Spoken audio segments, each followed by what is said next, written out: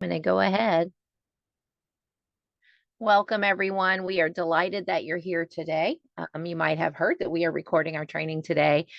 We are going to spend time today talking about person-centered practices and group settings. And it's one of the questions that we get asked a lot is how do you individualize training, or how do you individualize services when people are supported in groups? So we're hoping to hear from you, and we have some things to share with you as well that we hope will make your job somewhat more enjoyable and easier as you provide services and supports in a person-centered way with people who are supported in group settings, which many people are. My name is Tanya Richmond. I am a clinical social worker by training and education. I am also a consultant and own a small consulting firm headquartered here in Greensboro, North Carolina, where we're getting snow today. So you all have gotten lots of snow this year. We've gotten just a smattering, but I think today will be our day. The consulting firm that I own is all based on person-centered practices, person-centered training, and consultation. And in addition to that, I do clinical social work in a private practice, kind of after hours, after I do the consulting gig during the day. So I use person-centered practices across the age span all day long, every day, and really love them. And I hope that you'll be able to tell that as we spend time together today. I'm also a certified death doula and the immediate past chair of the learning community for person-centered practices. So this is stuff that I use all the time and have used for many years. I am joined today by Jake. And Jake, would you introduce yourself and then we will get going. Good morning, everyone. My name is Jake Ladivo, and I work with Public Consulting Group, one of the partners to bring this training to all of you people today. I am going to primarily be playing tech support, so as we are going through the training, please feel free to ask us questions. Tanya, maybe you might want to change your name just so I can stay as PCG, so if people have any questions, they can go directly to me, and Thank you. we will Yes, I'll do that. keep ourselves organized that way. I've been with PCG for the last 4 years, helping to administer these trainings, review the data, and just make them better and just help to improve the trainings for everyone in New York State. As you go through the trainings, I will be putting in the materials and instructions for changing closed captioning. But again, as we go into our breakout rooms today, I will put the materials. And again, we have a case study, a worksheet, and a presentation. Those are links that you can save to your computer and share amongst your organization to give and use as you work. And I think that's all for me. So back to you, Tanya. Thanks so much, Jake. All right. So we are going to spend the day talking, or the day, we're going to spend a couple of hours, 2.5 hours to be exact, talking about some of the opportunities that we have and challenges in providing services and supports in a way that is individualized when we're supporting people in group settings. And we call those generally congregate settings. And I'm guessing that many of you here today know exactly what I'm talking about, and that's why you're here. We will go over just a little bit of housekeeping stuff before we start this morning about how to use this platform, some agreements that are helpful for us to be most successful in training, and then a few objectives that we think are important to guide us today. We are going to look very briefly at one-page descriptions. Sometimes you'll see those called one-page profiles. We don't use that term quite as much anymore. However, we'll give you a link out to a way that you can get a good idea about more one-page descriptions. From birth to end of life, they really are useful across the age span. We touch on them very briefly today, but it's another great way to create individualization in services. So I'll mention that when we get to that. We're going to give you some planning tips, I think very practical planning tips, and do what we do in person-centered practices, which is keeping the person in the center of the plan. That's slightly jargony, but it's really about helping the person be in the center of all the decisions about their life. And then, as always, we'll give you some additional resources. It is helpful, I think, to have just a cursory working knowledge of this platform. When you are in the main room here, if you will keep your microphone off, we call that muting the microphone, and that just keeps the background noise down to a minimum. However, there's going to be times when I ask you to respond, to answer questions, to talk about what you talked about in the breakout room. and it will be important for you to turn your mic on then. You can also use the chat. We're going to do that in just a moment.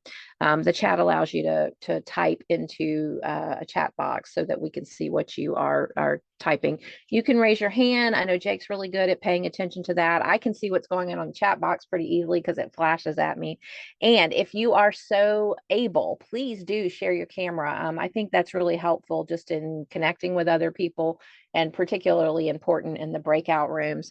Additionally, we are going to be going into breakout rooms to have some conversations. And I like to be completely transparent with you. I see a number of you have been in my trainings lately, so you know at this point what the expectation is. I know your names, I've seen you before, and I have so appreciated how people are getting more engaged in online training. I think our temptation is because we have a lot going on and we are busy people that we may try to multitask.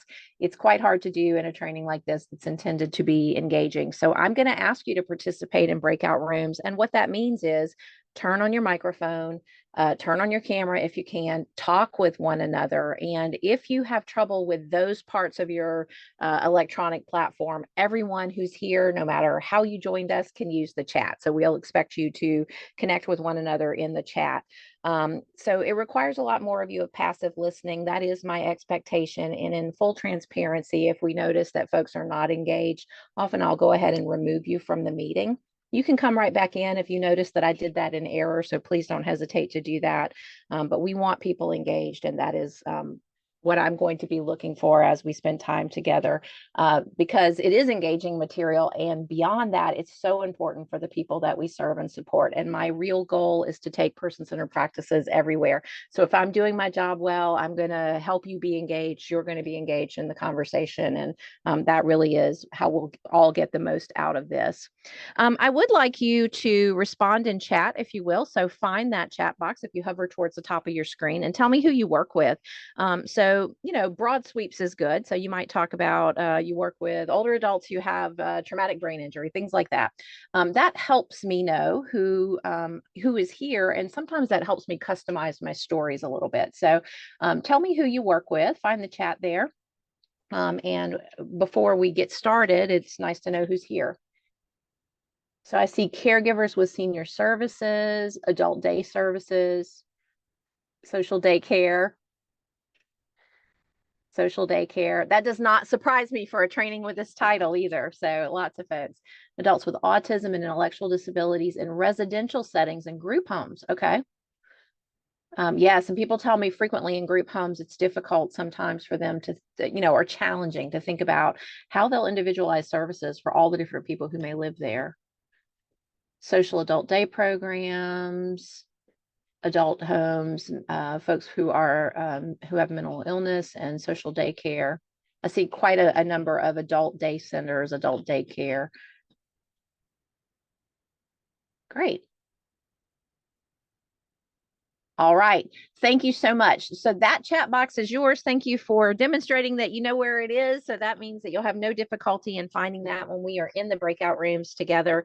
And it's also a great way, like if you have a question or a comment or something kind of strikes you as I'm talking that you want to share with others, please don't hesitate. I think some of the best information we get comes out of those conversations, particularly when we talk about what we're doing to support people more effectively through use of person-centered practices. I see innovative stuff coming out of New York all the time. So I would encourage you to continue to do that. I still see some answers coming into chat. That's great. Adult daycare. Thank you for that.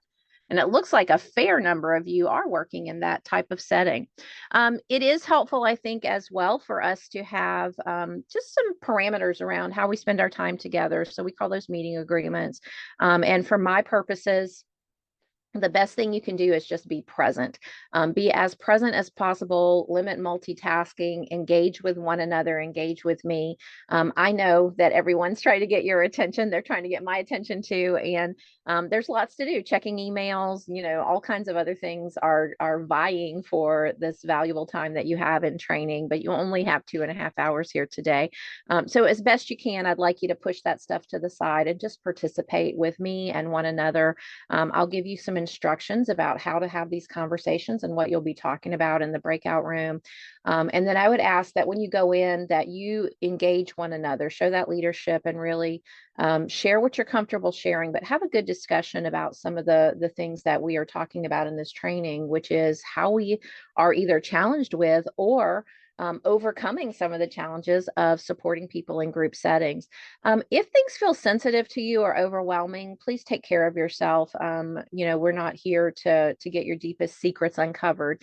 It truly is about getting you engaged with what we think is a really good topic. And when we're having good conversations, often what happens is other good conversations spin off. So if you find yourself in one of those spin off conversations, if you will, hold each other accountable for putting those in a parking lot. And I'll let you know if that happens in the main room, but you'll have to do that for yourselves in the breakout rooms. And then finally, just be patient with one another. I think at this point, we may all have grown a little weary of not being in person in a training room together where we can just enjoy one another's company at the same time we're doing some learning. But the Zoom platform has afforded us quite a few opportunities during, started kind of during the pandemic and beyond. We've noticed that this is a great way to get people training that's sort of just in time and bite size. So be patient because it's not always as fun as being in person with one another. And there's a little more to navigate when we're in an electronic environment. The objectives for today are to think about how person-centered plans, really good person-centered plans as they pertain to who a person is. So good individualized plans that describe the balance from the person's perspective, how that supports them to be better served in a group setting. We're going to look at person-centered plans and some of the elements that are required by the Home and Community-Based Services Final Rule. And we do have a full training on that, and we touch on it in every training because it's a very important part of why we do person-centered practices. That's the letter of the law, the spirit of the law is, and person-centered practices are just good things for us to be using as we support people. It's the right thing to do, not just the legal thing to do. Going to get you some, I think, very practical tips about getting information from people, and that information is key to tailoring supports for people who are in group settings, and then how to develop those individualized person-centered outcomes. We also do a training around plan development that has a big piece of outcome development in it. So if you have not been in that training, that's a great one if you need more assistance developing person-centered outcomes, but we'll touch back to that today as well. And then we'll give you some additional resources, all that because we want you to feel confident and competent in creating plans and strategies that work for people, individual people who are supported in groups. So we're going to send you to a breakout right away. And I want you to think about two things. One is the challenges. That's the easy stuff, right? Like we can easily think of challenges. What challenges us when we're working with people in group settings? But what are some of the ways that you've overcome those challenges as well? So we're going to put you into breakout rooms of about 10 people. We're going to let you talk with one another for about 10 minutes. And when you come back, we'd like to hear from you about these two things. What are the challenges you encounter, and what do you do about those challenges? What have you done to overcome that? Think specifically about the individuals you're serving in a group setting. So because this is our first breakout, let me just give you a few little pointers about this. You'll arrive in your breakout room just by magic. It's almost like Harry Potter. When you get there, I would expect you to turn on your camera and turn on your microphone. You also have the ability to talk with one another in chat. So if you don't have the ability to use a microphone and just speak with one another, and there may be reasons that you can't do that, everybody can use chat. So if you're here, your chat works, and we would expect you to be chatting with one another through typing in the chat box. Do know that Jake and I can monitor the breakout rooms, but we also pop into the breakout rooms just to make sure things are going as they should be going. And I've already told you about my thoughts about engagement. So please do your very best to engage with one another, have a good conversation, and we'll see you back here in about 10 minutes.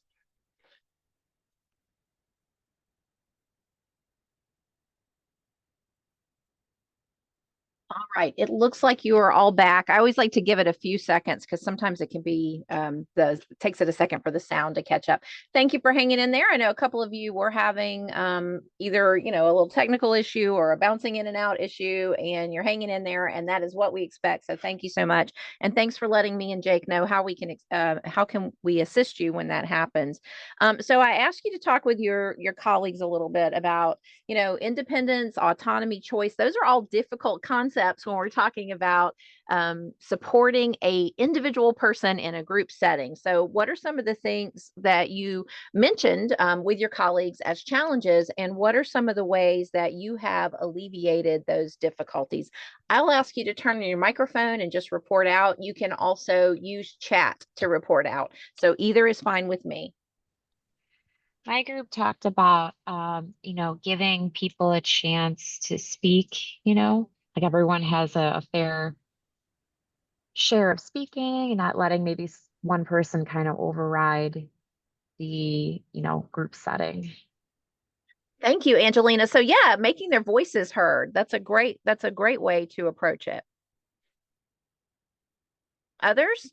What are your thoughts? We You can also put it. discussed sometimes the participants themselves do not know what services they need or want, and it has to be individualized. And so that, and also a caregiver or loved one not thinking that they need those services that the participant actually wants or needs. Absolutely. So that's kind of multi-layered, isn't it, Dawn? So Yes, sometimes people believe they need something and their family doesn't, or the family believes something that the person doesn't believe, or they just don't know. They don't have the familiarity with what may be available to assist them, or even believe that they need assistance in the first place. Thank you, right. Dawn. Anyone else? In our group, we talked about, one of the group members works with more folks with developmental disabilities. And I guess maybe she didn't say the word, but I was thinking of as the stigma, when going out in the community as a group where some people on various functioning levels don't necessarily want to be seen with folks in another functioning level. That's my summary of what she was saying. In our setting, social adult daycare, it's, programming and so forth to meet the interests and functioning levels of all, various an array of personalities in the program. So it's just a matter of, designing a calendar to try to meet everyone's needs with specific interests and rotating as well, to keep it as interesting as possible. And my other co-group member also said something similar about, designing things to meet everybody's interests as well. And not just for one individual person, but accounting for each individual. Thank you, Liz. Yeah, and you brought up a really interesting point. You said particularly related to people with developmental disabilities, that sometimes people don't want to be seen out in public. I've also had the experience, and I don't know, many of you work with older adults. I've had the experience of working in a long-term care facility where maybe someone was new to the facility, and that person had dementia. And I actually had older adults who did not have dementia, who did not want to be co-located in a group or to do any activities with someone who did have dementia, because they felt like everybody who was exposed to that person with dementia seemed to have dementia, so they didn't want to be seen that way by anyone. So yes, that can also be an issue that comes up in other settings as well. Any other comments, any other thoughts, challenges, solutions to those challenges? You can turn on your mic. You can put it in chat.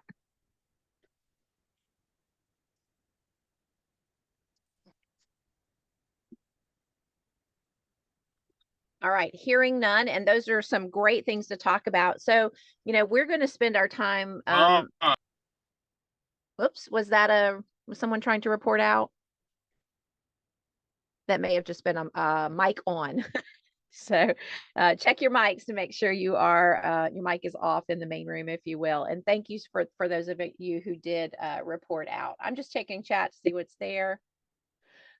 Christine said mine was someone needing help but not wanting the help. Yes, I think that's a very common thing that we run into, right?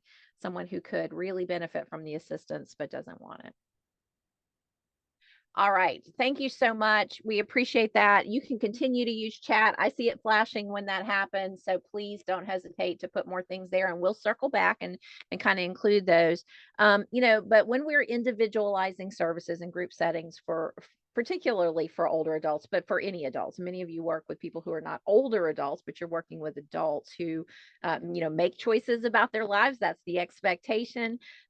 It's essential that we are addressing those unique needs, those unique preferences that people have, and the abilities of every person that you work with while we're fostering that sense of community. So, group settings like some of the ones you work in, senior centers, assisted living facilities, nursing homes, adult day care, whatever you're going to call them, whatever setting you're in, a congregate setting often brings people together with various backgrounds, is what you're telling me. So, people have differing needs.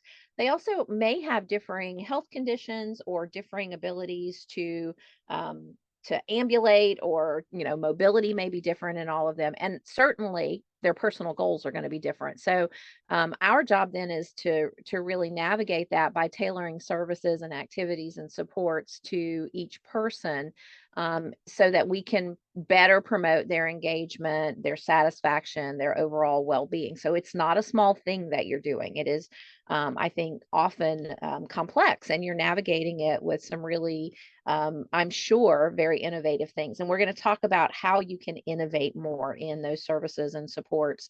I think the approach always starts with assessing the person's kind of overall physical and emotional and cognitive needs, as well as the interest that they have.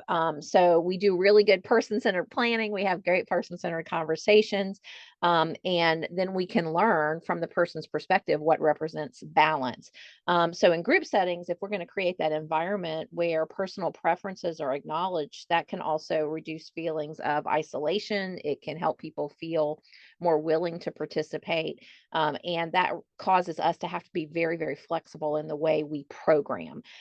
It causes us to have to adjust our activities based on the person's or the multiple people's fluctuating abilities and health conditions and needs, et cetera. So ultimately, when we are individualizing services in group settings, that ensures that the people that we're working with are receiving the right level of care and support, which enhances their quality of life while we're still fostering those connections with people, and we're still helping them be healthy and safe. So there's many, many things that you are paying attention to all at once. So thank you for that. Thanks for talking about your experiences and some of the things you've done to overcome the challenges. Despite all those challenges, there is an expectation of us, and it comes in a legal sense from the Home and Community-Based Services rule for person-centered planning. So those requirements, and if you'll remember, this is the overarching rule, the overarching governance for person-centered practices in the United States. And if this is something that's unfamiliar to you, at the end of the training, there is a link where you can go out and get some additional information about the HCBS rule. Don't feel bad about that. I think it's been around long enough now. We used to say, well, it's new and people haven't been introduced to it. Many of you have come to work in an environment where this rule has just been in place since the beginning of your tenure. So for you, you may not have the history that this is a different way of doing things. So it may not be something that really resonates with you because it's just how things are supposed to be done. So you don't know a time when there wasn't the HCBS rule in place, but I certainly do. But the HCBS rule was established in 2014, and it put in place some person-centered care planning standards that required us to have service plans in place if people were receiving services and supports through certain Medicaid funding streams. And all of this is around choice and control. And it requires us to write person-centered plans that get to know the person at their core, who they are, what balance looks like from their perspective. And we can also make some modifications to that on a case-by-case basis inside person-centered plans. So all that choice and control is expected, and it's expected to be written into plans in terms of people's services and supports. But in addition to that, and particularly, I think this is an important conversation when we're talking about individuals in group settings, we want to make sure that people can safely be supported in that setting. And that means that we may have to make some adjustments to their plans where we would ordinarily consider that to be more maybe of a restriction. So we'll talk about that a little bit as well. And we have a training specifically on that. So if you have difficulty making modifications to a person's person-centered plan, we do have a training that really focuses heavily on modifications and how to do that appropriately and accurately for people that you're supporting. But all of this is because of the home and community-based services, so that overarching governance, and it outlines those expectations for people who are receiving those services. In New York, all your Medicaid funded HCBS services has to meet the requirements of the HCBS rule. So some of the things that fall under that are things like case management services, home health aid services, personal services. A lot of you said you were in adult day health. You fall under that umbrella as well. Habilitation services, respite care services, day treatment services, anything basically that keeps people out of institutional type settings and keeps them in the community as autonomous as possible, as long as possible, usually is somehow connected to HCBS rule. And in the real plain language, what it's trying to do is help people have access to the services and supports they need in their community settings, and to make choices about what those services and supports are, because we want to keep people in the community as long as possible. So it's important to remember that people have the opportunity, they have the ability to make informed choices about all the things that impact them. And for people who maybe have a cognitive impairment, or whatever it is that they may be experiencing, a health condition that impairs their mobility, it could be all kinds of reasons. Their choices are impacted often by their individual situations. So choice may change depending on the information that we have about how to safely and accurately provide care for that person related to that choice. But part of informed choice is making sure that people get the information that they need to make choices about their life. And that can include things like the benefits, the risks, the alternatives, and all kinds of aspects of choice. So it's important to keep that in mind when you're supporting people with their individual plans, their individual outcomes in group settings. But in a nutshell, it's about, people can say who provides their services, what services and supports they get. They can decide what they do with their time during the day, and what they do with the resources that they have. So just to give you an example, when I have quite a few of these, I want to share with you just from my practice and from the practice of some of my fellow trainers. Pamela is someone who was supported in an adult day center, and she had a very close friend, Jocelyn, who was also a neighbor, and Jocelyn was also supported in that same adult day center. Pamela did not want to participate in art classes. She didn't really have an interest in art, but she also didn't like getting her hands messy or her clothes messy. So it just wasn't an activity that she thought she was interested in. But Pamela learned that Jocelyn participates in art classes, and she decided that it was really more important to her to have time to socialize with Jocelyn. So she chooses to participate in art classes at the adult day center. And in that case, the ripple effect is kind of a boundary for Pamela. She doesn't like getting messy in those art classes, but it's more important for her to spend time with her friend Jocelyn. So thinking about how we can meet both needs at the same time. And we'll try to give you lots of examples of that so that it really cements for you. You may be doing one activity, but for Pamela, it's meeting the need of socialization or connection with her friend. For Jocelyn, it might be about creative expression, or it may be about therapeutic use of clay. Who knows, that really helps her use her hands. So there's all kinds of reasons that the ladies may be participating, and those reasons may not match up with one another. And that's okay. We want to look for lots of opportunities for people to connect in shared activity that meets different needs for different people.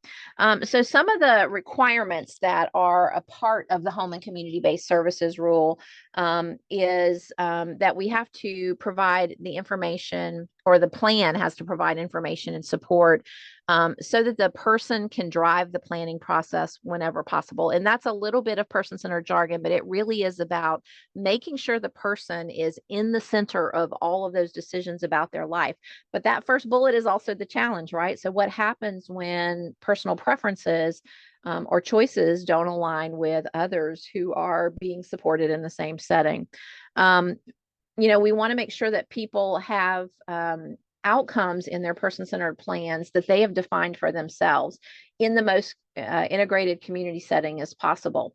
Sometimes that means that we have to really help that person think about what balance looks like from their perspective, and then write the outcomes to meet that. I think what has happened historically, in fact, I'm certain what's happened historically. I've been in the field for more than 30 years. And, what has happened has we've said, well, we're a program and we offer these services, therefore your outcomes are this. But really, we should flip that around and think about, how does the person want to live their life? What does balance look like from their perspective? And what are the services and supports that we have that also help them do that? So that makes sure that the services and supports we're providing are provided in a manner that reflects the person's preferences and choices. And at the same time, we're doing what we've always done, which is promoting health and welfare of the people who are receiving services and supports.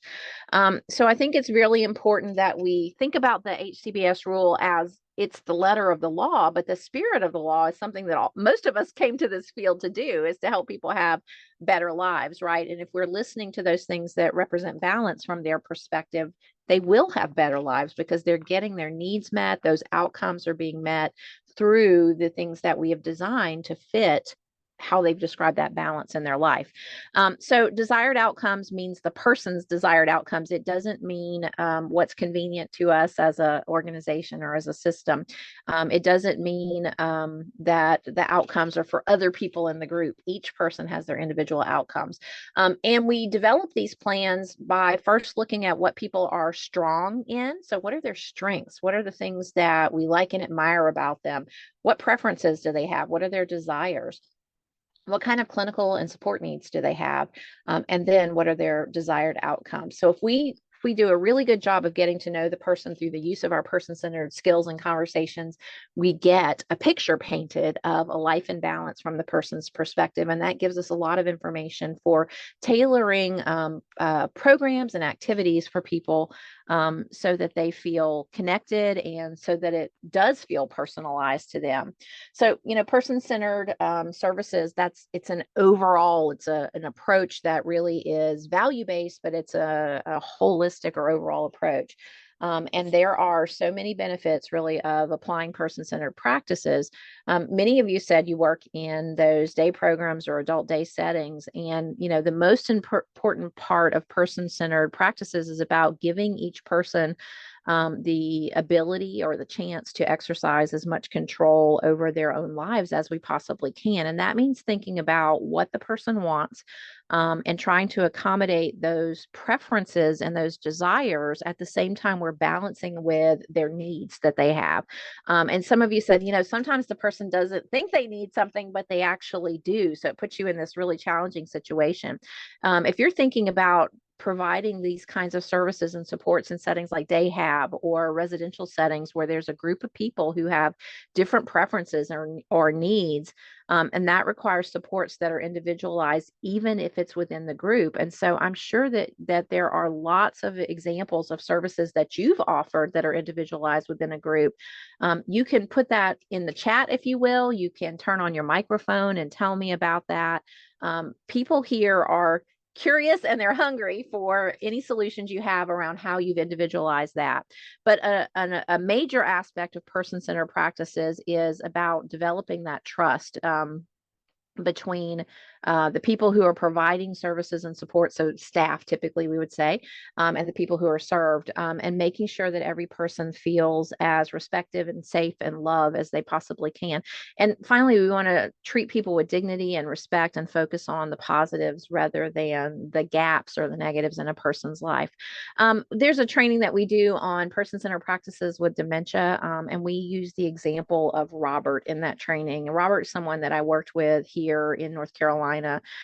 He was someone who was a leader in his small community. He was the CEO of a large furniture manufacturing company, and North Carolina is known for building beautiful furniture. But he headed up this company for years, and he was somebody that everybody in town knew. And at some point, everybody's family had worked for Robert and knew him. Very, very generous guy. He had never married, was a bachelor all his life. And he was, right after he retired, he was miserable. He started attending a day program because his family noticed and his doctor confirmed that he was having some issues, probably with early dementia. They weren't sure if he had had maybe some strokes or something like that, but there was something going on with his cognition. But he was so miserable in this setting, even though he knew everyone. Like, everybody was excited to have Robert come and join them in this day program, but he was so miserable that he started to exhibit the kind of behavior that put himself at risk. It put other people at risk. And what we finally kind of came around to, and staff called me. I mean, this was an organization that did really great person-centered work. They called me, and I was doing one-page descriptions with their folks and stuff. And they said, we're not sure that we can keep Robert here. He requires too much kind of one-on-one attention, and we just can't support him that way because we have all these other folks, and we're afraid he's going to hurt himself. He's going to hurt someone else.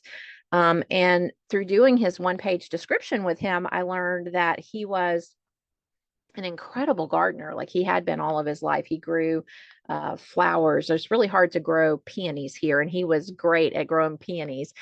Beautiful, dahlias that look like dinner plates, just big things. And vegetables, tomatoes. He was really good at tomatoes. And the day program said, well, we think we can put some kind of program together where he can do that. And one of the big issues that people had with Robert in that day services setting, besides, him doing things like kind of flipping himself out of his chair, is that he bossed everybody around. And they were like, we don't want Robert to be a part of this group because he's bossy and he tells us what to do. Well, Robert had been a boss all his life, right? So that's kind of his go-to mode. And when the day program said, we think we can put together a raised bed and maybe have him grow some vegetables and flowers.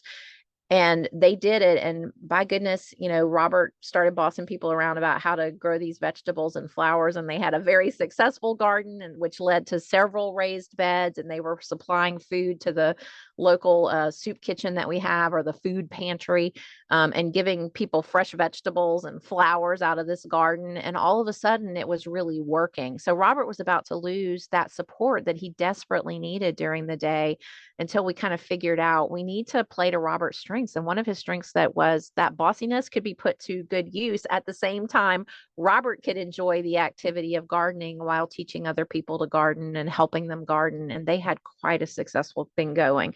And the newspaper actually came and interviewed the day center and the adult day center and Robert, who has since passed away. But Robert said, I have to do this work. If I don't do this work, people don't eat. And that was like who Robert had been all his life. So they really did a great job of connecting that back to the core of who he was.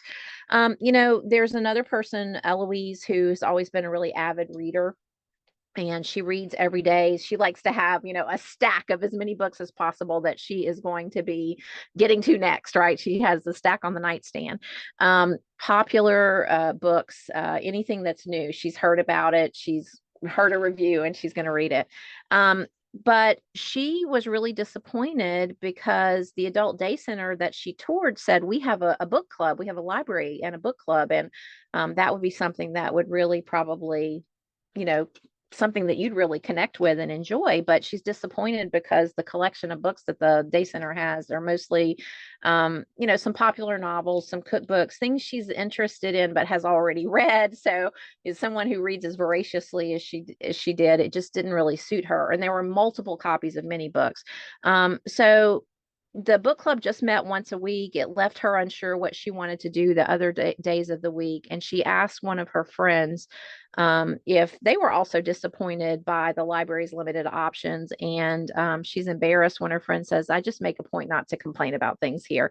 At least it's something to do, right? So At a meeting with the other adult day center staff, Eloise is surprised when she's asked to share what's working and not working, which is one of our person-centered skills, right?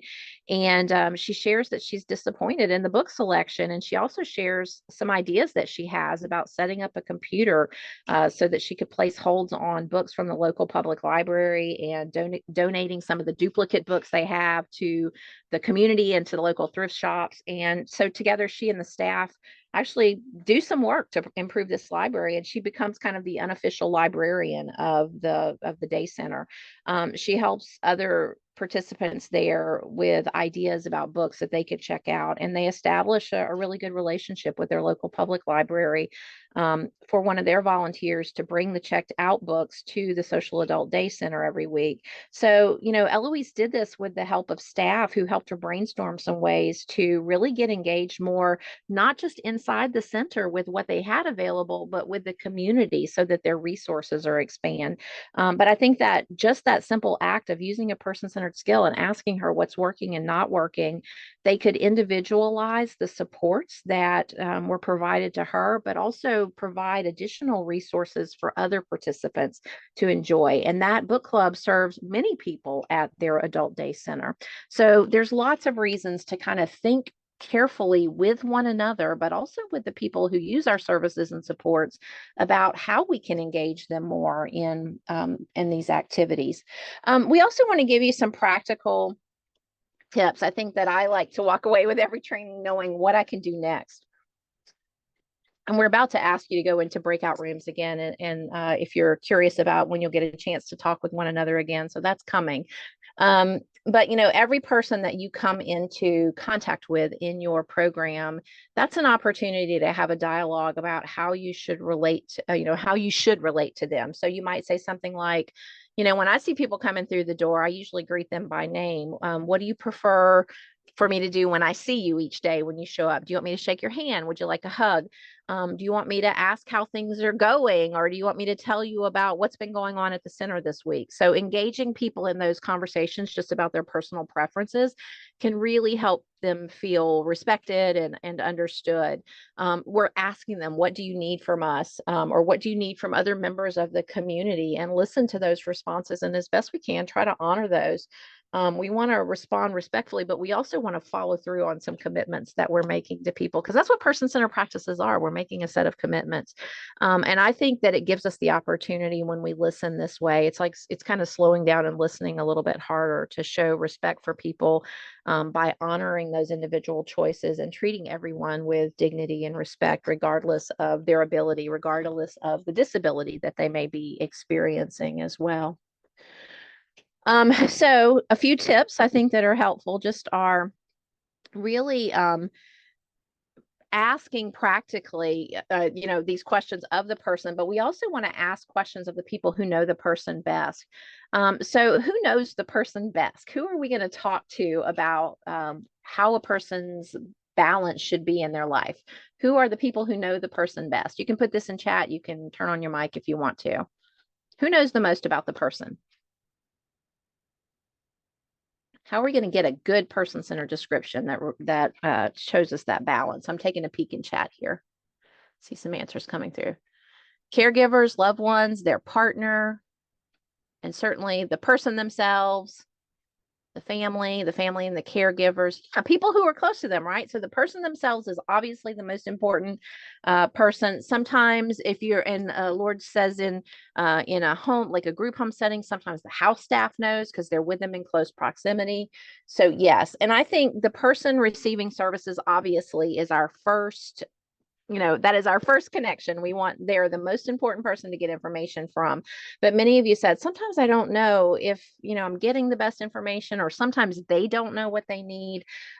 We have to use others as a backup only when it's necessary. And I think we often go to staff first. We often go to family first, assuming that we can't get the information from the person, especially if someone has a cognitive disability, especially if someone has an intellectual disability. Our temptation is always to ask the people around them, but we do want to include people as much as possible. They're going to know things about how they prefer their day to go. They're going to be able to answer questions about that in some sense. So, and we can also observe. There's other, other things we can do. But yes, we want to draw those other people into these conversations, but we want to do that only when necessary. More than anything, we really want the person to be the center of these conversations. All right. So just thinking a little bit more about person-centered plans. I told you I'd touch very, very briefly on one-page description. So this is a pretty brief little thing for you to think about. But we have a takeaway in this training that's in your materials that Jake has put in the chat, and it's just a blank one-page description. It is hard to get good support wrong when we write good, clear descriptions. So if we've done a good job getting to know the person, we have all the information available to us that we need to at least begin to get support right. You probably have seen one-page descriptions in our other trainings here, and several of our other modules, we actually show quite a few of them, and they're definitely a great way to organize person-centered information. So I just provided for you in this training a blank one that you can, just first to remind you that you have this, and I know you've seen these in other trainings. At the end of the training, I'm going to give you a website to go to where you can look at hundreds of examples of these. This template is really just for you to take away and start to think about how you can use this for every person who uses your services and supports. I think it's like a great first step in personalizing services. And you can create this for basically every person who uses your services and supports. But it gives us opportunities to include things like the person's culture. Always it includes what's important to the person, things we like and admire about them, which goes a long way for helping us understand what strengths they have. But we also have, in a very abbreviated sense, a way to talk about the supports they appreciate. So if someone said to you, when I show up at the center, I appreciate a handshake and I want to know kind of what's been going on around the center this morning, that's a great way to include that information so that everybody who's new to that person can do it the same way, have some consistency in the way that they serve and support, and it connects back to what really matters most to the person. There's also opportunities for us to share information about what creates a good match. I'm going to share a little bit of a story about someone in a moment who it really is helpful if she's matched with certain people. So those personality characteristics can be really helpful to include there too. So I remind you of this. You have this template to take away, and I will share with you the website where you can see more examples of those. I think it's one of the best ways to start personalizing services and supports. So, in addition to that, because you do have to sometimes ask other people about the person and how life should be and balance for them, there are a couple of skills that are really helpful, and they often will work together. When we do have to rely on others, often a relationship map is a great way for us to focus our thoughts about who should help us understand about the person. We need to have the right people available to provide information that's going to create a holistic picture of who the person is. And I always think it's important also to have people who like and admire the person to help us understand. They're the best informants. But people who work closely, some of you said like day program staff or staff in the home, they're going to have great details that, because they're with the person, how they're with the person may help them understand something that's really critical to supporting the person well. If you're unclear about who to consult, start with a relationship map and learn who's in the person's life, and then consider who might be good to include. So different people do know different things about the person because of how they're with them. If staff is going to be contributing to the information, you might use a matching tool as well to help identify who's close to the person and how they know and support the person. And you can also use the matching tool to look for personality characteristics that might be present in other participants in the program, for example. So remember that matching is a way for us to develop the information needed to match the people who use services and supports with the staff or other people who use supports. And a good match between those people who provide the services and supports and who receive them is one of the strongest determinants of good quality quality of life. But we can also use that to help match people in your programs to one another. So where there's a good match, community connecting, or combating social isolation, that becomes much easier if we know who the person should be matched with. So the person that you see here is Mandeep. And Mandeep, we're going to go deeper into her story here in just a moment. But she is someone who is at the point of this story looking for services and supports in an adult day center. And so you see her you see her relationship map here. It's a very typical format for a relationship map too, but they do look a little different depending on who's creating them. Where we look at her family and the friends that she has in her community and in the center. Also people who support her at day center. So there is a person at the day center who she is close to, both in her community and at the day center. So she has that kind of crossover. And then she has a doctor that has been giving her family some advice about what they think is going on with her. So I'll tell you that story as well. But at the same time, we look for people who are a good match with her. So, her personality is that she is very gentle and soft spoken. She loves to talk to people, but she doesn't want to be overwhelmed. She wants people to kind of encourage her to be a part of their group. So when she shows up, she's not just going to go join a group that looks interesting. She wants to be invited in.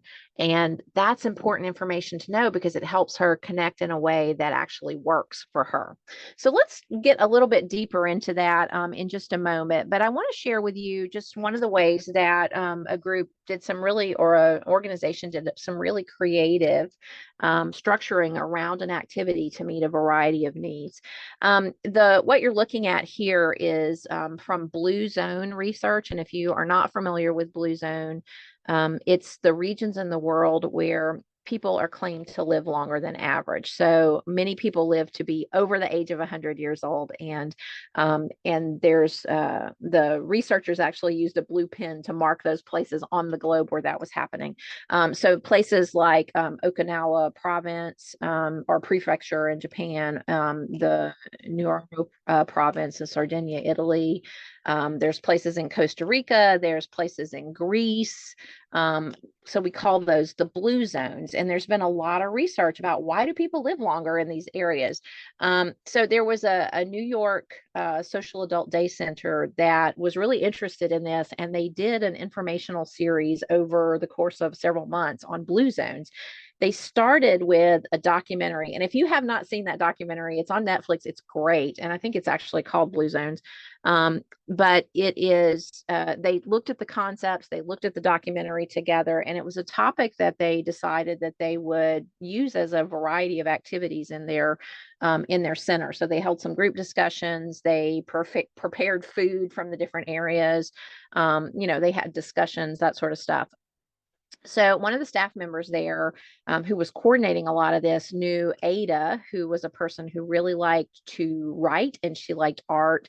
And she had done a fair amount of graphic design in her life. And she asked Ada if she'd like to create the flyer for the participants to invite them to the different activities. And so Ada got to do something she really enjoyed doing within a larger group structured activity. But there was also a guy there named Linus who had lived in Greece when he was younger, and he was also a former chef. And he loved working with the dietary staff to create a menu, and the nutritionist was a part of this as well. But there were recommendations at these Blue Zone websites where they could look at what was the food that was typically served in these areas. And Linus had lived in Greece, so he knew how to cook some of these foods, and he loved reminiscing about these favorite dishes and giving some thoughts to the nutritionist and the chef. And Portia is another person who is there, and she just knows everyone. She's the social butterfly of the group, and she comes and goes from every activity at the social adult day. I know people like this, that she just knew everyone, and she organized who would sit together for the documentary viewing so that friends could sit together at tables and discuss the topics after the series. So you have one activity, you have one topic, several activities connected to one another over the course of months, and you have multiple people from the center doing different parts of the activity for different reasons. Some people just need the socialization aspects of it. Some people are really interested in learning and that kind of lifelong learning. Some people are interested more in the food aspects of it and reminiscing. So it's kind of a memory activity for them.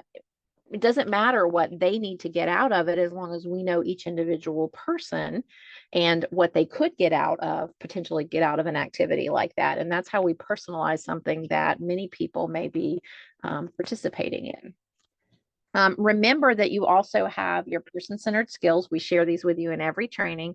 And there are a core component of about 11 skills that we teach based on the foundation of the balance between important two and important four. So some skills are about discovery and listening.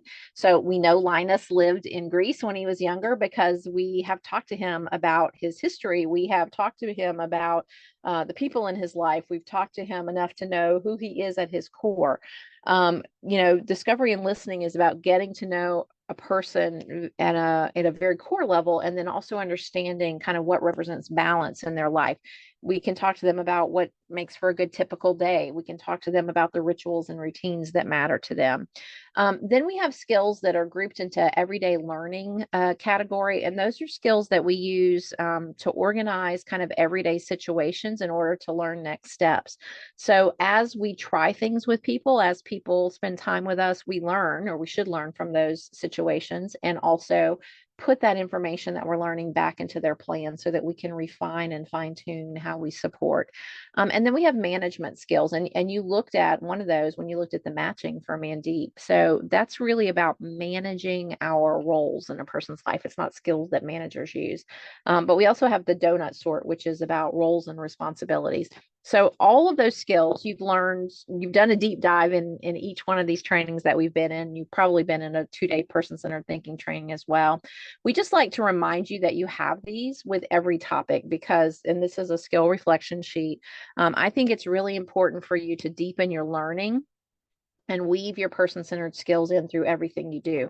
So one way to do that, and it's a reminder to you, is to just print off these the skill reflection sheet. You can print it front and back, and you have it to take with you wherever you go. So if you feel that you're stuck and you don't quite know what to do, or you're trying to get to know someone, it just reminds you like, oh, I have this relationship map skill. I could be using this.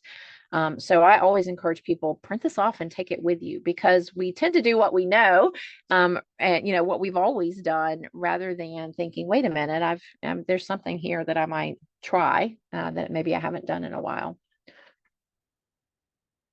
So I told you I'd tell you more about Mandeep, and we're actually going to work with her story a little bit. And you have some of this information in your packet as well. This is her one-page description.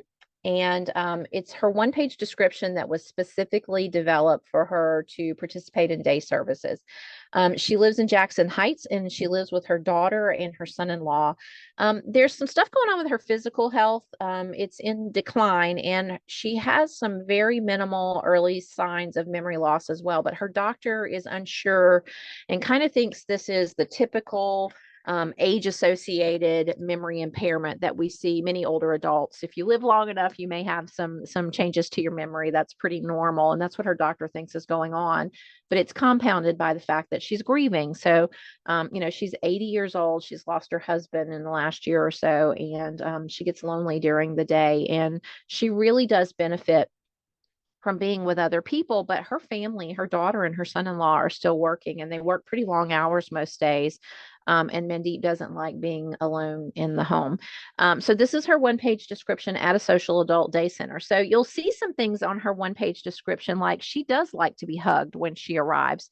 And she needs to be invited to participate in the activities. She's not going to join if she's not invited. And you can see that this one-page description is specifically targeted for her participation at day services.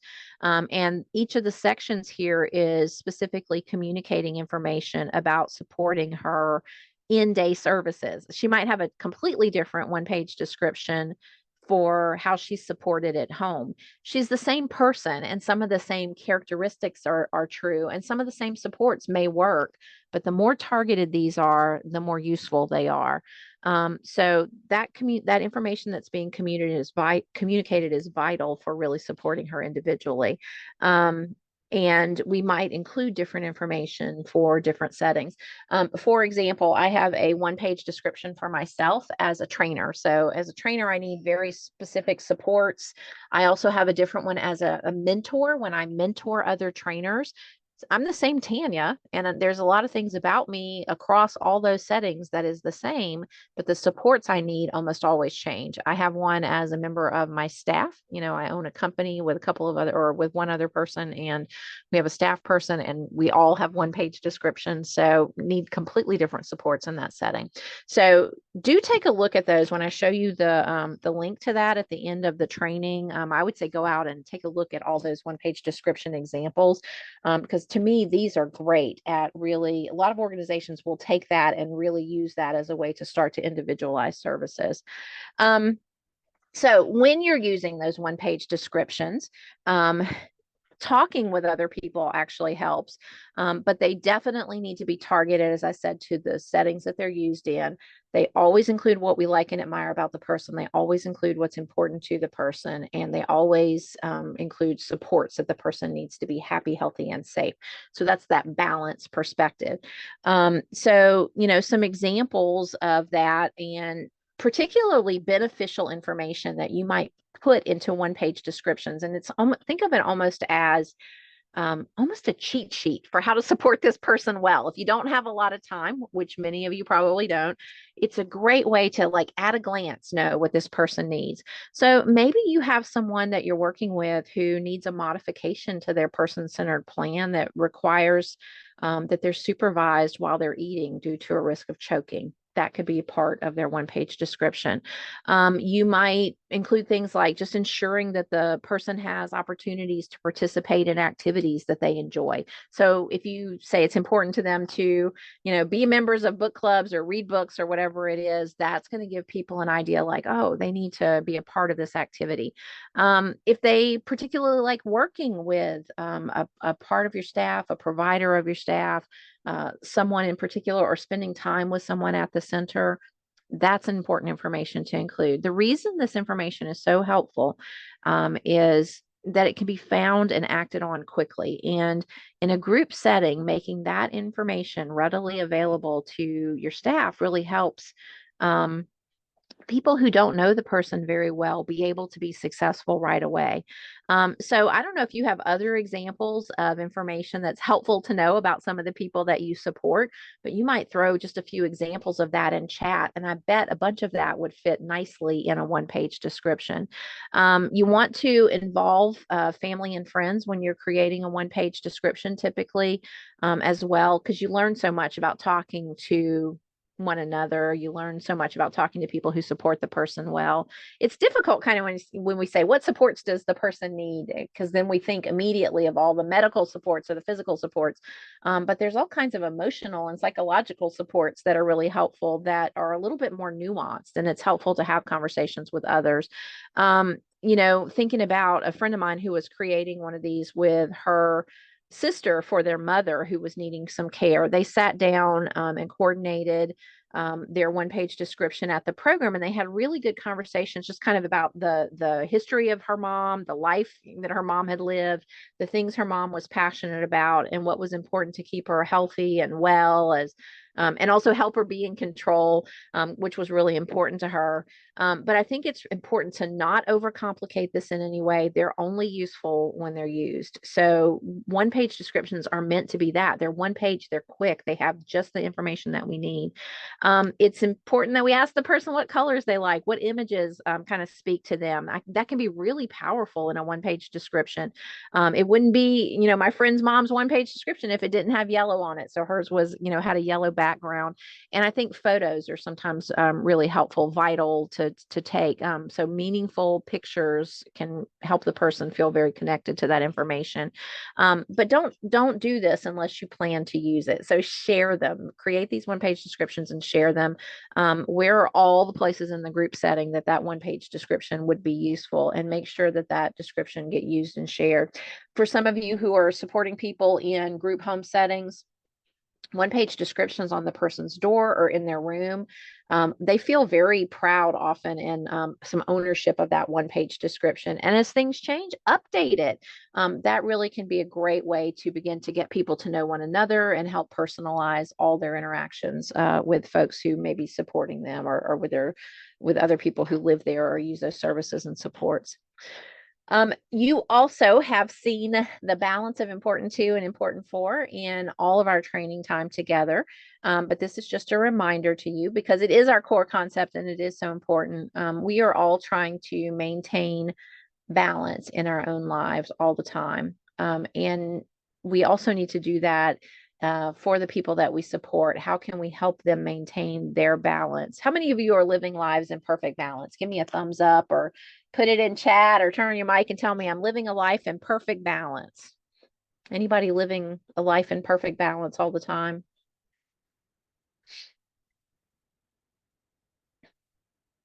Liz, I wish to, right? Christine says no. And my guess is for most of us, we would answer the same way. Like we have 15 great minutes on a Wednesday, and then something comes along and we're navigating that again. So balancing important to, important for is the core concept. And we come back to it again and again and again in these in person-centered services and supports. So I think of it this way. This is to me the easiest shortcut for this. Important to sits on my heart. It keeps me happy, comforted, satisfied, fulfilled, uniquely who I am. Important for is about health and safety and being a valued member of community. One is not better than the other. It's not important to versus important for. It's important to and important for. And it's navigating the balance from the person's perspective. So I may think that they're better balanced this way, but they may have a completely different picture of what that balance looks like. So we're constantly engaged in fine tuning our understanding of balance from the person's perspective. And that balance helps inform us about the supports and services that they most appreciate. If we are going to write good quality person-centered plans, versus just choosing a bunch of services for someone, we want to make sure that we are describing that balance from the person's perspective. So just to give you another example, kind of related to that first bullet about the plan describing supports for people to have control over the things that they experience while they are receiving services with other people. Lewis is a great example of this. He was a former accountant and he loved keeping score during the bridge game at the adult day center. He didn't play bridge. He didn't like to play bridge, but he enjoyed tabulating everybody else's scores and he kept the official record of all the games. The second bullet there, the plan recognizes and values people for their unique contributions to the group. For example, Maria is somebody who had a wonderful memory for birthdays and special dates. So she made a huge effort at the center where she was receiving services during the day to connect with every person that she met. She learned something about them, and she was the person who took care of the birthday board. She, made sure that everybody's special celebrations were honored. She was the official greetings bearer of the center, but it was something that she was really good at and enjoyed doing. And it's certainly people like being acknowledged in those times, but staff can't possibly do all of that, right?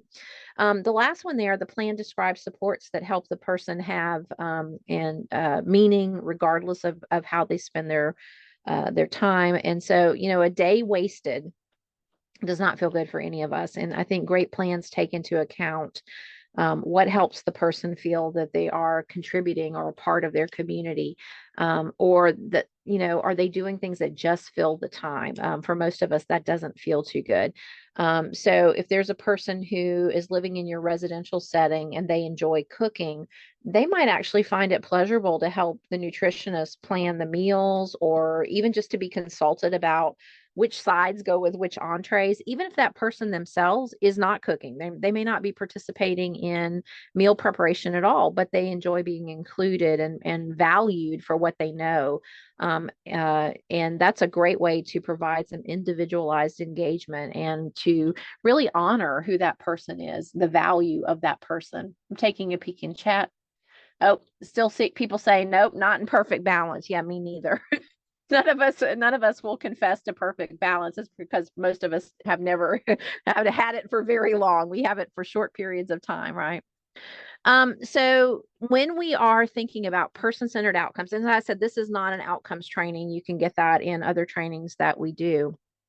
We want to make sure that we are being clear in what the aim is, and we want those outcomes to be easily understood by the people who are responsible for implementing it. I say we in the grand sense, in the field of supporting people, have made outcomes complicated. They have to use I language and all that sort of stuff. I don't think that's as important as really being clear and useful to the people who will be using them. So the aim of the outcome could be as simple as socializing with others. That's what the person needs to do. So one example of that is, for Callie, who's in the early stages of dementia, and she feels very distressed when she can't maybe recall who the president is or what's going on in the news. And she's always been a news buff. Well, her outcome then could be she participates in the current events chat group on Monday and Wednesday afternoons to stay up to date on the news and spend time with her friends. So it's a socialization outcome. It's not about really making sure she can tell us who the president is or what's going on in current events. It's really more about socializing, but it's a topic that she has enjoyed historically. So we're using that to support her better, knowing that she's much more likely to be engaged. But, Rodrigo could be a part of the same activity. He's someone who had a stroke a year ago, and he needs assistance to do things like just go to the bathroom and eat. He's got some extreme weakness on his right side. And he also needs to read aloud because his speech therapist said that's good for your vocal cords and that's going to help you, repair some of the damage that was done by the stroke. But he really misses being able to speak clearly because he feels people dismiss him due to his difficulty in speaking. And it feels good when people acknowledge him. So Rodrigo's outcome for the same group, for the same current events group, is Rodrigo chooses the topics and reads current events aloud to the current events group on Mondays and Wednesday afternoons so that he can strengthen his vocal cords and improve his voice. He's getting something completely different out of it than Callie is. So it's helpful if we think about what each person needs, what balance looks like from their perspective. This is kind of a little formula, what you see on the screen here. So if we begin with the aim of the outcome, so Callie, socialization, use the person's name followed by an action verb, and then how it's going to help them. It's probably not an individualized outcome if you have everybody in the current events group is doing the current events group for exactly the same reason. So think about what each person gains from it. What do they need from it? What do they desire? And then consider how it's going to make a difference in their life. So if you just use that little phrase, so that or in order to, it really helps you think clearly about how does this fit for Callie versus how does this fit for Rodrigo or others? And consider how it may be meeting different needs of several different people at the same time. All right, but the most important question you're going to ask yourself, and we're going to ask you to talk about Mandeep here again in just a moment.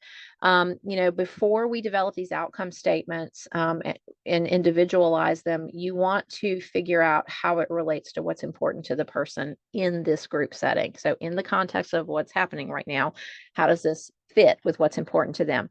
So we know, for example, Mandeep likes to be welcomed. She likes to be invited to participate. We know that she likes to be hugged when she shows up at the Social Adult Day Center because she feels that's welcoming and it's that she's being invited to be a part of the community who wants her there. So several staff and several participants also enjoy giving Mandeep hugs when she arrives. Now, if that were my dad has passed away now, but if my dad were in an adult day center and you just walked up to him and hugged him when he arrived, that was probably not going to fly.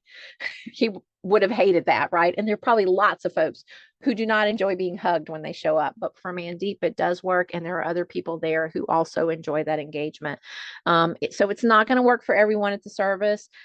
Many people aren't going to like that, but you have to ask yourself if you've really thought hard enough about what each person in the group setting needs and wants for themselves, and do your very best to accommodate that. A support or an outcome that includes things that are important to the person. So Mandeep being able to participate in all of those activities might be an outcome that you're working on.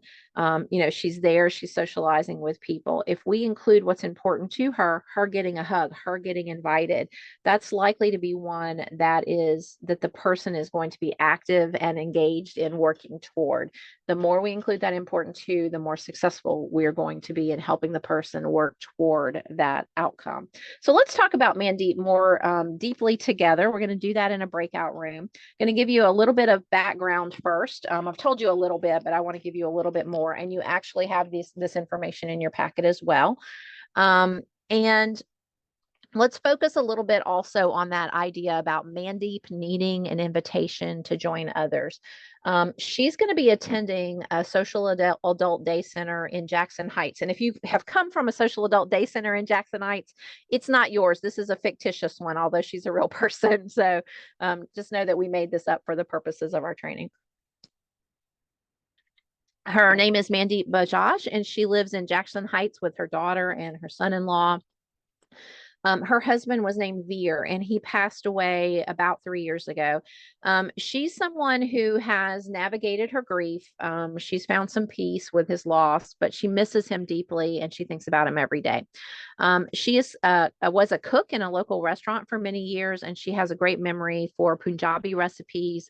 Her specialties were an array of mouth-watering desserts. She's experiencing some increasing physical health decline, and that's impacting her mobility. She's using a cane. And she has some signs of age-related memory loss, and her memory has deteriorated in the last 3 years since her husband died. And her daughter suspects that this is probably related to grief, and the doctor actually agrees with her. But it's concerning enough that she wants Mandeep to have support during the day. And in addition to that, Mandeep gets lonely at home. She's 80. Her family is working all day long, pretty long hours, and Mandeep just doesn't like being alone in the home. Deepa is another person who lives in the community, but she also works at the adult day center. She lives near Mandeep's family. She's known them from the neighborhood, and she calls Mandeep Mata Mandy, or Mother Mandy. And that warms Mandeep's heart and makes her feel especially close to Deepa. Mandeep is lonely, and you know that she has difficulty meeting other people cold. She needs to be, invited into connection with other people. And she's very reluctant to go to the senior activities or services. But once she warms up to people, she's gifted at conversation. She loves getting to know other people. She likes to share information about cooking her favorite desserts and dishes. And she's heard that at these adult day centers, the only thing that happens is bingo and news. They watch the news and they play bingo, and she is not interested in this. But Deepa knows that they do tailor services to people there, and she feels that they'd be really great at meeting some of the needs that Mandeep has, and especially around connection and engagement. So she convinces Mandeep to try out the services.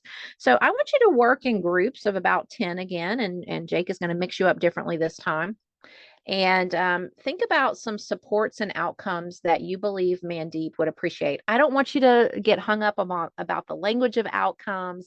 I want you to think about what you know about this woman. What is core to her in terms of importance? What would she appreciate in terms of supports? And just make some suggestions. Think about the aim of that outcome. Is it socialization? Is it continued, reminiscence, whatever it is? And use her name followed by the action verb, but don't get too hung up about that. Just come up with some outcomes or some things that you think would be helpful, and why you think that would be helpful. So, for example, to start you off, Mandeep will attend day services on Tuesdays and Thursdays at Jackson Heights Social Adult Day so there's that little clause, right? So that she can participate in the cooking activities and spend time with others. There's a couple things going on there. We're talking about preferences, cooking activities. We know she likes to cook. But in addition to that, spend time with others. There's a socialization goal or a socialization outcome. Think about how she wants to be greeted. You remember you have her one-page description, and it tells you some important ways that she enjoys being supported. So what's going to help her feel welcomed? What's going to help her feel included? And what are other individualized supports? Who should be a part of that, maybe? So we're going to ask you to be in your breakout rooms for, I'm going to say 15 minutes, maybe a little less than that. We may pull you back a little bit more, a little faster than that. And we're going to ask you to talk with one another just like you did last time. And turn on your microphones, use chat if you can't do that, turn on your cameras if you can, and just get some good ideas together about Mandeep and what may be good outcomes for her in this social adult day services setting. Okay, I think I've said enough. You guys go talk with one another, or you all go talk with one another. All right, welcome back. So tell me what you talked about in your breakout rooms regarding Mandeep and what she may appreciate in terms of outcomes or activities or supports you think may work. You can turn on your microphone. You can put it in chat. Make sure our group that, her country gets represented somehow in a program. And that's what others participants came up with. And then I also mentioned, that she just has someone she can go to when she's at the daycare program that she trusts. If she needs to like address something or, like her go-to like safety person when she's there, as opposed to, I know she's got family at home, which is good. So that's important too. Okay, so you wanted to make sure that her culture was honored and also she had a personal connection with someone in case she needed. Yeah. And they Okay, also mentioned cooking. They were okay, like, yeah, because oh, she's interested in cooking. Yes, yep, yep. absolutely. And then I was like, well, let's make sure also that she's being safe while cooking as well. Like she can take her cooking classes, but also, she's got that extra, just kind of caution as she's cooking so she doesn't hurt herself or something. Yeah. Excellent. Yes, just like we would do with anyone, right? We want to pay attention to the health and safety. That is what we're in the world to do, but at the same time, personalize it so that we're honoring those things that she enjoys and also bringing some of her gifts into it. So her cultural gifts, right? Yeah. Yeah. All right. Stephanie says, I would say if she feels comfortable to have her lead a cooking group. She definitely remembers recipes, so she might be able to kind of talk people through making something. Anyone else? What else did you come up with? In our group, once she felt comfortable, warmed up to the group, that she, she could be asked if she would like to come up with ideas of what to cook during cooking class. Also, there was another thought that uh, cooking and recipes and eating really are universal, and that there could be a group talking about meals that they've enjoyed in their lives, what they like to fix, what they like to eat, what they like to share with others. Excellent. So it's got some opportunities for people to connect, but also to reminisce, which can be really helpful for those of you who work with people who have, cognitive impairment related to memory loss. That definitely might stimulate some memories for them, which can be very pleasurable. Another thought was that if she wants to volunteer outside the group, that she could be offered opportunities such as cooking in a local food pantry to help feed people in the community and share her recipes. Absolutely. So outside of the center itself, the day center itself. Well, and we also discussed that we had a client that wanted to volunteer but wasn't comfortable actually going out of her of the center. So we made her a volunteer at program where she helps out with our arts and crafts, and it's all about her. And she lets us know what supplies that she makes, what crafts she wants to. So it was so important to her that she volunteered, but she didn't feel safe or comfortable enough doing it out in the community with people that she didn't know. So we gave her that responsibility here where she is comfortable and can take the lead. Absolutely. So giving her the opportunity to contribute, which is one of those foundational needs that we have as human beings, to know that we make a difference or to know that Yes. we are contributing to our community.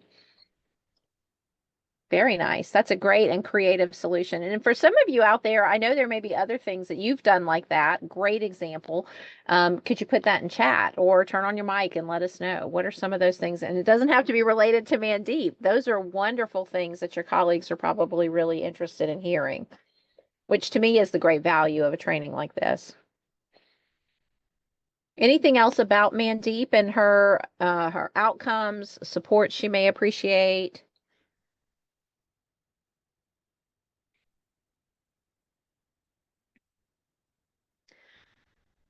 All right, so you all can put that in chat if anything comes to you. I want to just tell you a few more things about individualizing services. I know often when someone has dementia or a cognitive impairment, and that's where we get sort of unsure about whether or not, we can get the information directly from them. Sometimes it's harder for us to think about what they might prefer because they maybe can't tell us.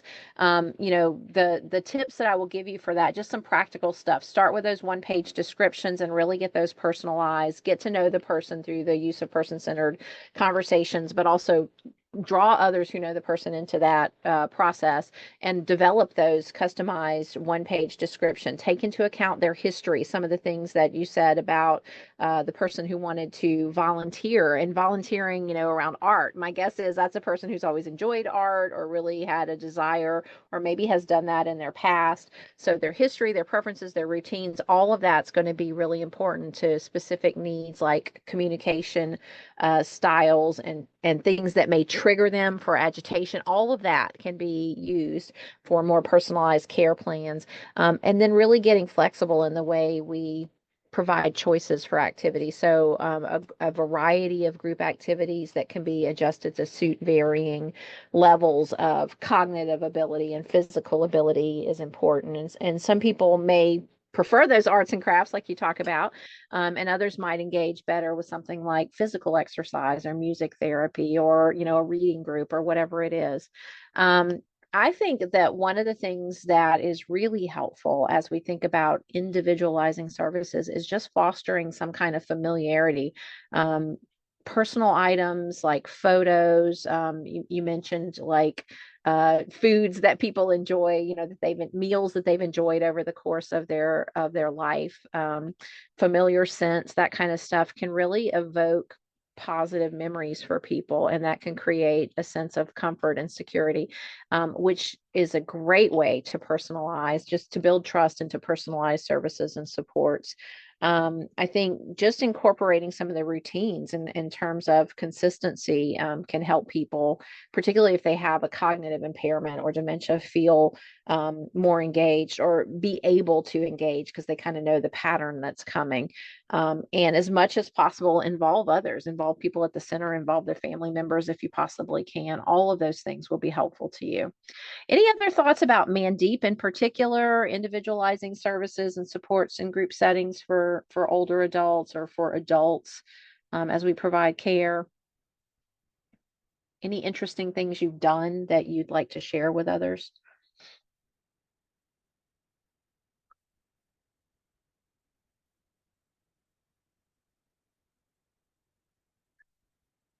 You can put some of those things in chat if they occur to you. Let's spend the rest of our time really thinking about how we connect this back to the work that we do. So we know that our person-centered practices we use to engage people on an ongoing basis, and that is how we create supports and services that are individualized to the person. That is essential in group settings. And so why does that work? Like, what is it about that that helps that be successful? And think about how balancing important to a person and what's important for them can help us create good outcomes to support them better in a group setting. And I think it all all boils down to, if we're going to be more person-centered, we have to do something different, right? And what's something specific and realistic that you can take, you know, a next step that you can take to become more person-centered in your planning and your practice with folks in group settings. So let's spend some time here thinking about these questions together. I'm going to ask you to respond in chat, or you can also just turn on your mic and think about, or, you know, ponder about this out loud if you like. How are you going to individualize services in group settings for adults to address their unique needs using your person-centered skills? What occurs to you as useful?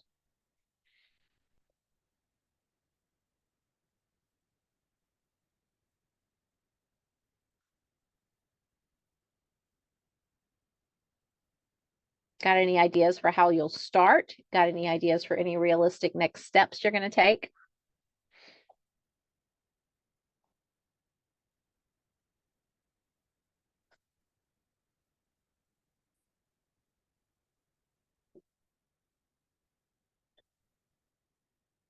I see some things starting to come in chat. I know it can take a moment to type. Whoops, sorry. Letting someone be heard, Angelina. Yes.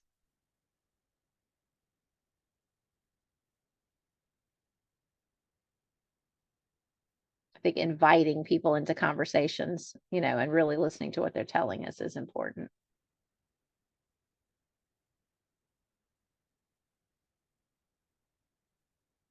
I know it can take a moment just to type. If you want to turn on your microphone because it's easier for you to just speak rather than type, please don't hesitate. What are you going to do differently as a result of talking about supporting people individually in group settings?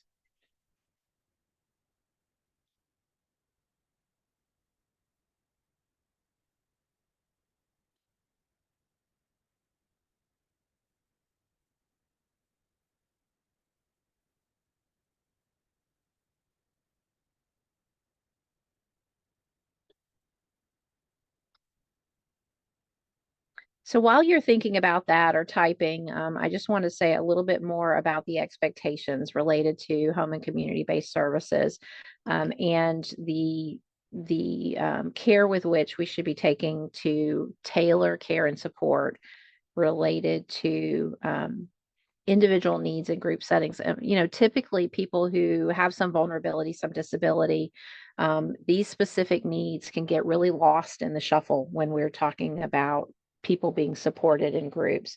The one thing that people will often say to me about people in group home settings is, you know, one person is there because they need a lot of heavy care around their physical needs, but another person may have some needs to be in the community and socializing more. And from the systems perspective, it's easier to support people with those disparate needs around their needs, their physical needs, their health needs, because someone who receives no physical care paired with someone who receives a lot of physical care is easier for the caregiver to actually manage. But in terms of the people's needs lining up, that's really where the difficulty is, right? So one person may be wanting to get out about and do stuff, and the other person cannot do that. So, or is receiving a lot more care in the home. But there's still an expectation that we're meeting these individual needs, given that we're, you know, one staff person or two staff person in that situation. But HCBS services are provided in non-institutional settings for a reason. So, you know, the person's home in the community is the setting that is considered to be the least restrictive, and it's an alternative to institutional care, like a nursing home. So being able to support people individually is so important for us. And it means that we're customizing to suit each person's needs and their unique circumstances. It means we have to be flexible, we give choice in those service providers, and that we're really paying attention to those personalized activities. I see some great stuff coming in now. Let me take a look. I'm going to back up here. So Liz says important to and important for in understanding all the aspects of the person and involving them. Yep. Stephanie says allowing them to help with things that are important to them or individual tasks. Yeah, so often they don't have to be involved. I mean, if they love to cook, right, they don't necessarily have to cook to be involved. They can help menu plan, or they can be present, while something is being cooked, or they can talk about cooking or whatever it is. It doesn't have to be the aspect, if you're worried that someone's going to cut themselves, or that they can't be trusted with some particular aspect of cooking. It doesn't mean they have to do all of it, but there may be parts that they can do. um, Respecting their choices and allowing them to make their own decisions, pay attention to their responses, and show them that we value their input. Tosin, I love that, because there's an observational piece in that you are talking about. And so often we expect people to be able to answer, or we don't have anything to honor. But, it's not only about what they tell us, it's about what we observe in terms of their behavior. So very savvy. Thank you for that. Cheryl says, in addition to exploring with each person their individual interests, experiences, and goals, someone in our group suggested monthly polls in which every program member has a vote on what they want to see and participate in every month. Yes, and for people who can participate in a poll and tell us, that sounds like a great way. I certainly have worked in long-term care settings where the people who lived there actually planned the activities, and someone was saying, like, they for the art supplies, that this person tells you what art supplies to purchase, because these are the activities that are going to happen. As much as possible, when people are directing those, they're going to be much more successful, and that's a great way to individualize some of the care. So the goal of individual services in HCBS really is to promote that independence, or I like to think of it as autonomy or agency, but underlying all of that is dignity, like really thinking about who that person is at their core, and that allows for a much higher quality of life for them. We want people living in their communities while receiving the care that they need, and it takes a lot of our attention to understand from the person's perspective, what does that balance look like? All right, anything else you want to share before I move on to our next slide? Any other comments or anything else for chat in terms of what you're personally going to do?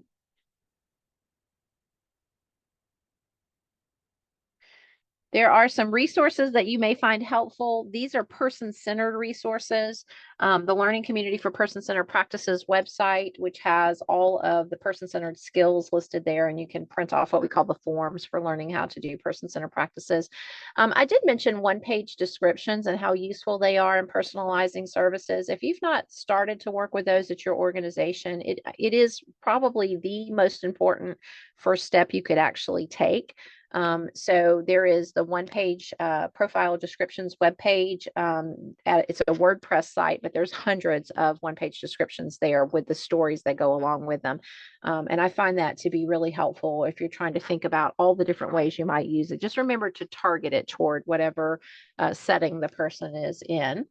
There is the Person-Centered Practices Resource Library, which has the training materials, but it also has lots and lots of articles and research and stuff that you can link out to, all in the field of person-centered practices.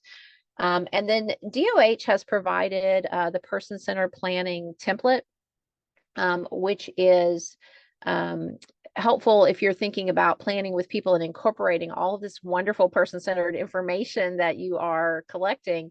And they've given you some guidance about that as well. So those links are there for you. And the person-centered service plan template for social adult day services.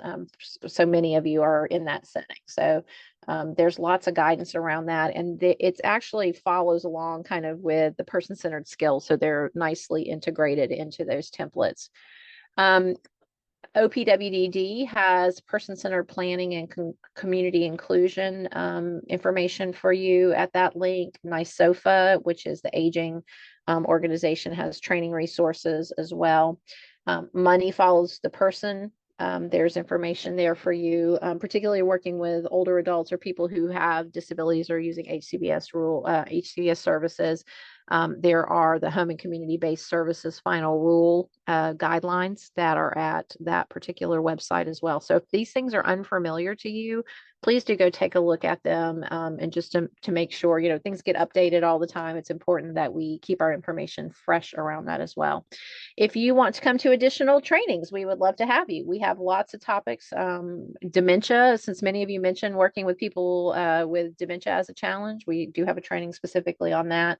But there are, I want to say 12 or 13 topics now that we are offering in these smaller, shorter trainings. So please do check that out. And we'd love to see you at some additional trainings. If you have any questions, I'd like you to put those in chat now so that as I'm wrapping up, we can circle back to them. And I see that Jake has put the materials one last time and the case studies in the chat for you. Whoops. Then my training slide, I just changed this the other day because I was updating. I'm going to put my email address in the chat for you, because that's all it said was it was a picture of me. This is what I look like.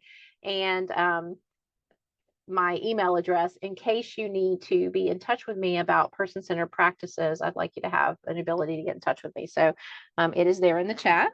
Please do ask any questions. I love talking with people about using this. But if you also need to learn more about the training initiative, there is a link for you there. And if you need someone to answer a question and actually want that to go to an email inbox, HCBS rule compliance or program specific questions, you can use the email address there to get your questions answered. And I'd also like to just thank the New York Department of Health for continuing to sponsor these trainings and the MFP project. There are great things going on in New York in terms of your person-centered practices and lots of opportunities to connect to others who are using this as well. The training content comes from the learning community and my company, Support Development Associates, and we have great partners at Public Consulting Group and the New York Alliance for Inclusion and Innovation. So again, the training link is at the bottom there. If you need any information about upcoming trainings, that is where you will go to get that information. All right, that is all I have for you today. So for my purposes, we are done. Jake, anything to say?